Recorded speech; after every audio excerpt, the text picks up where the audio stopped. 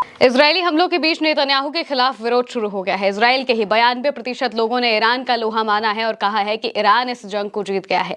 एक तरफ नेतन्याहू खुद को बचाने के लिए लेबनान पर हमले से पीछे नहीं हट रहे हैं, वहीं उन्हीं के देश में उनका विरोध शुरू हो गया है। इजरायल टाइम्स ऑफ इजरायल के हवाले से यह खबर लिखी गई है। ऐसी वैसी जगह से नहीं, बल्कि टाइम्स ऑफ इजरायल ने बाकायदा एक रिपोर्ट छापी है और रिपोर्ट में बताया है कि 92% इजरायली इस बात को मानते हैं कि अमेरिका के साथ जंग और समझौते के बाद ईरान विजेता बनकर उभरा है, यानी कि ईरान इस जंग को जीत गया है। नतीजे इजरायली नेतृत्व में भरोसे की कमी की ओर इशारा कर रहे हैं, क्योंकि ज्यादातर लोगों को प्रधानमंत्री के कामयाबियों वाले दावे पर यकीन नहीं है और वो युद्ध के दौरान उनके कामकाज को खराब मानते हैं। यानी कि इजरायल के लोग ही अपने प्रधानमंत्री के खिलाफ हैं और वो साफ तौर से कह रहे हैं कि ये जिस तरीके की जंग इन्होंने लड़ी है वो कहीं से भी फेवर में नहीं रही और जीता तो आखिरकार ईरान ही है। अभी तक तो बाकी के देश कह रहे थे या फिर लोग कह रहे थे कि ईरान इस जंग में जीता हुआ बनकर उभरा है, वहीं अब खुद इजरायल के ही लोग इस बात को मान रहे हैं, बाकायदा मान रहे हैं कि हाँ, ईरान इस जंग को जीत गया है। जो जंग ईरान ने लड़ी रमजान के महीने में, उस जंग को ईरान बहुत अच्छे से जीत चुका है, ये इजरायल के लोग कह रहे हैं। रविवार को जारी एक सर्वे के मुताबिक ज्यादातर इजरायली ईरान के साथ युद्ध और उसके बाद तेहरान और अमेरिका के बीच हुई डील को नेगेटिव नजरिए से देख रहे हैं, यानी कि इजरायल की तरफ से नेगेटिव नजरिए से देख रहे हैं। उनका मानना है कि भाई ये चीज ईरान के लिए ज्यादा फायदेमंद हुई है। 92% इजरायलियों का मानना है कि इसमें इस्लामिक रिपब्लिक ऑफ ईरान की जीत हुई है। हिब्रू यूनिवर्सिटी ऑफ जेरूसलम और अगम यूनिवर्सिटी ने मिलकर 17 से 20 जून के बीच में करीब 3644 लोगों के बीच सर्वे किया था। इससे अमेरिका ईरान डील के बाद लोगों की राय का साफ पता चलता है। सर्वे में पाया गया है कि प्रधानमंत्री बेंजामिन नेतन्याहू के नेतृत्व वाले जो राइट विंग गुट है, उसका समर्थन करने वाले वोटरों में भी 93% का मानना था कि ईरान की जीत हुई है, यानी कि जो कोर वोटर है नेतन्याहू के, वो भी इस बात को मान रहे हैं कि हाँ, ईरान की जीत हुई है। इस मामले में नेतन्याहू पिछड़ गए हैं, ये साफ तौर से वो मान रहे हैं।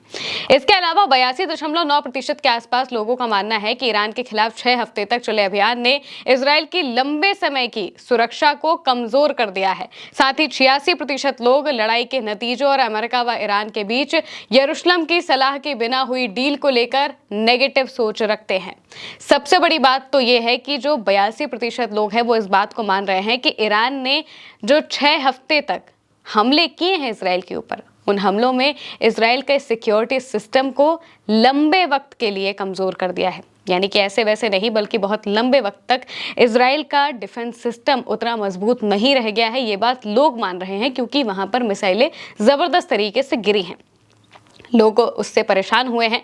इस वजह से वो इस बात को कह रहे हैं कि भाई अब तो हमें सुरक्षा का खतरा हो जाएगा, क्योंकि यहाँ पर तो ईरान ने हमारे सुरक्षा सिस्टम को पूरी तरह से कमजोर कर दिया है। ये बात वहीं के लोग कह रहे हैं, ये बहुत बड़ी बात है। मौजूदा वक्त में नेतन्याहू क्या कर रहे हैं उसे भी समझ लीजिए।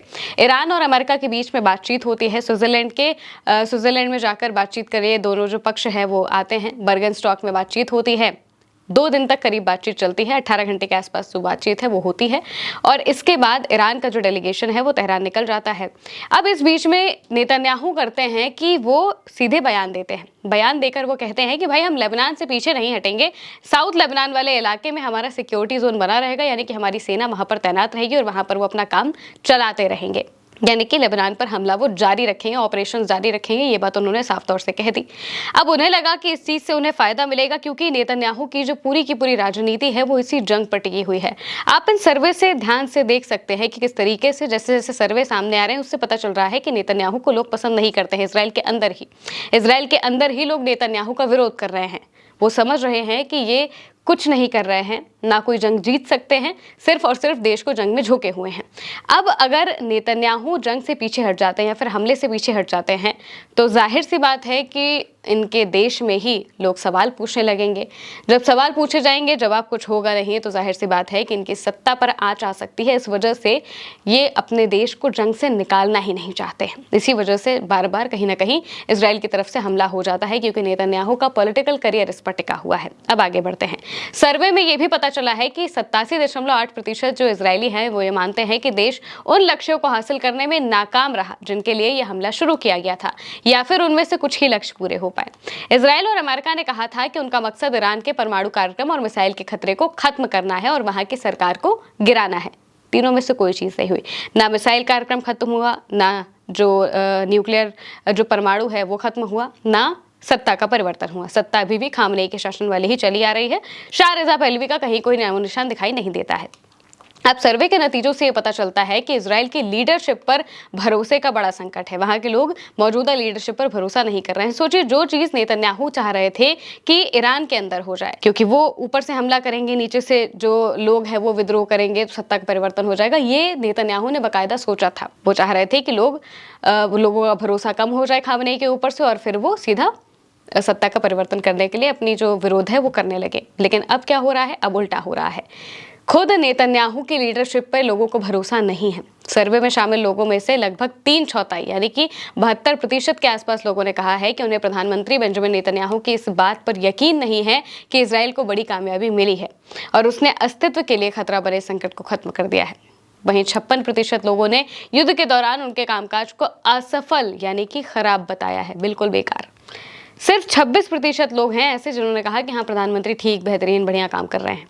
इस सर्वे से नेतन्याहू को बड़ी राजनीतिक कीमत चुकानी पड़ रही है, इसका पता चल रहा है। उनके प्रधानमंत्री पद के लिए समर्थन मार्च की शुरुआत में 40% से गिरकर जून में 29% पर आ गया है। सर्वे में यह भी साफ दिखा है कि अमेरिकी राष्ट्रपति डोनाल्ड ट्रंप के युद्ध और उसके बाद की स्थितियों को संभालने के तरीके को लेकर लोगों में कितना गुस्सा है। इसमें ईरान के साथ हुई डील भी शामिल है, जिसे इजराइल में बिल्कुल भी पसंद नहीं किया जाता है। ईरान और अमेरिका के बीच जो डील हुई है, इसे इजराइल के लोग पसंद नहीं करते हैं, क्योंकि कहीं पर भी उनके जो हित है वो तो सध ही नहीं रहे हैं। फायदा तो ईरान का ही हो रहा है इसमें। ईरान अपने सैंक्शंस फंड भी निकल ले रहा है, ईरान अपने ऊपर लगे सैंक्शंस को हटवा भी ले रहा है। जो अभी तक नहीं हुआ था, वो सारी चीजें इस युद्ध के बाद ईरान के लिए फेवर में आती हुई दिखाई दे रही है, और इस बात से इजरायली खुश नहीं है। सर्वे में शामिल लोगों में से करीब 69% ने युद्ध को संभालने के नेतन्याहू के तरीके को असफल या फिर खराब बताया है, जबकि सिर्फ 10% लोग कह रहे हैं कि हाँ ठीक है, अच्छा है इनका नेतृत्व। ये भी बात पता चल रही है कि लेबनान में हिजबुल्लाह के खिलाफ जो सैन्य कार्रवाई की जा रही है, उसको लेकर लोग भी बात कर रहे हैं और उसे कहीं कहीं समर्थन दे भी रहे हैं। लोगों से पूछा गया कि भाई हिजबुल्लाह के खिलाफ बड़े पैमाने पर सैन्य कार्रवाई फिर से शुरू करनी चाहिए, भले ही इससे ट्रंप को लेकर टकराव हो जाए, तो लोग नाराजगी जताते हैं, कहते हैं नहीं, हमला नहीं होने चाहिए, लेबनान पर हमला नहीं होना चाहिए।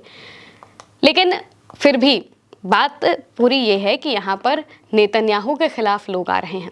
जो इजराइल के लोग हैं वो ये कह रहे हैं कि भाई ये जो जंग नेतन्याहू ने लड़ी, शुरुआत इजराइल की तरफ से ही की गई थी। जब 28 फरवरी को हमला हुआ तो इजराइल ने किया, अमेरिका के साथ मिलकर किया।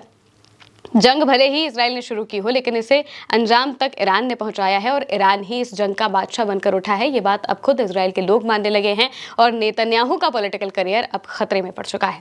फिलहाल के लिए मेरे यानी महिमा के साथ इस खबर में इतना ही। आप देखते रहिए उल्टा चश्मा यूसी।